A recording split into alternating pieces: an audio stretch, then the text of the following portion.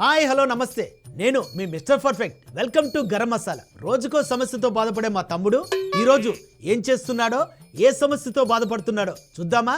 ఒరే తమ్ముడు, ఇయ్యాలే తులం బంగారం ఇయ్యాలే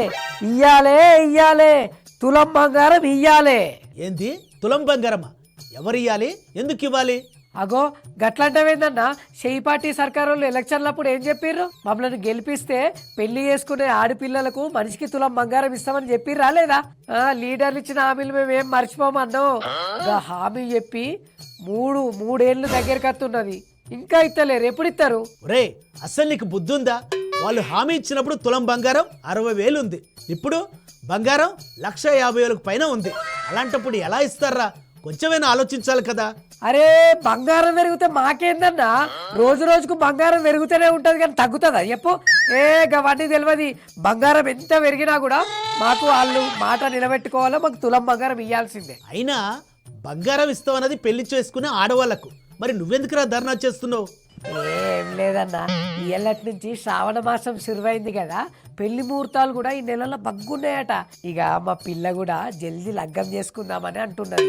అందుకే సర్కారు ఇస్తామన్నాక తులం బంగారం ఇచ్చిర్రనుకో, మా కొత్త సంసారానికి ఇంత ఆసర అవుతుంది.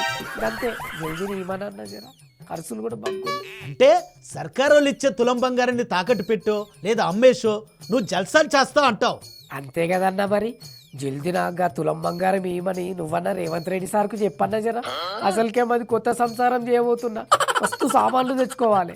ఒరే సర్కారు వాళ్ళు ఇచ్చే ఉచిత పథకాల మీద ఆధారపడే బదులు కష్టపడి ఎంచక్క పనిచేసుకోవచ్చు కదరా. నేను కూడా కష్టపడే ఓటేసిన తెలుసా నీకు. అయినా మా చుట్టూ ఇన్ని ఉచిత పథకాలు ఉన్నాక మేము ఎందుకు కష్టపడాలన్నా? నీకు ఒకటి తెలుసా, మేము ఉండడానికి ఇందిరమ్మ ఇల్లు ఇచ్చిర్రు, అవునా? ఇంకా నెల రేషన్ బియ్యం కూడా వస్తున్నాయి మాకు తిననీకి ఫ్రీగా. మళ్ళీ మా ఆడోళ్ళు తిరగనీకి ఫ్రీ బస్సు పథకం ఉన్నది. మన ఆయనకేమో ఆసరా పింఛన్ వస్తున్నది. ఇక నా ఖర్చులు అంటావా? ఉపాధి హామీ పథకం ఉండే మళ్ళా రోగమనోప వచ్చిందనుకో ఆరోగ్యశ్రీ కార్డు ఉన్నది, సీఎం రిలీఫ్ ఫండ్ ఉన్నది. ఇంకేమున్నది? ఇంకెందుకు కష్టపడాలా మేము? ఇక ఇప్పుడు తులం బంగారం కూడా ఇచ్చిరనుకో, పై ఖర్చులు కూడా మంచిగా వెళ్ళిపోతాయి. నిజంగా ఏమనే అంటే నువ్వు జీవితంలో ఏ పని చేయవా? రేపు నీకు పెళ్ళై పిల్లలు పుడితే వాళ్ళ భవిష్యత్తు కూడా ఈ పథకాలేనా? నువ్వేమైనా సంపాదించేది ఉందా? దాని గురించి ఒక్కసారైనా ఆలోచించావా? అరే పిల్లలు మంచిగా చదువుకోనికి సర్కారు పెట్టిన మోడల్ స్కూళ్ళు ఉన్నాయి కదన్నా. అయినా నీకు ఒకటి తెలుసా, రేపు వచ్చే నాయకులు మా పిల్లల కోసం ఇంకా కొత్త పథకాలు కూడా తీసుకురావచ్చు. ఏమో చెప్పలేము.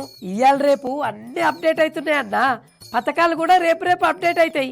ఉచిత పథకాలు ఉన్నన్ని రోజులు మాకు మా పిల్లలకి ఏం రద్దు లేదన్నా. ఇక ఒరే అసలు ఈ ఉచిత పథకాల వల్ల పేద ప్రజలకు ఎంతవరకు మేలు జరుగుతుందో లేదో తెలియదు, కానీ ఈ పథకాల వల్ల సమాజం మెరుగుపడకపోగా సమాజంలో సోమరిపోతులు ఎక్కువైపోతున్నారు.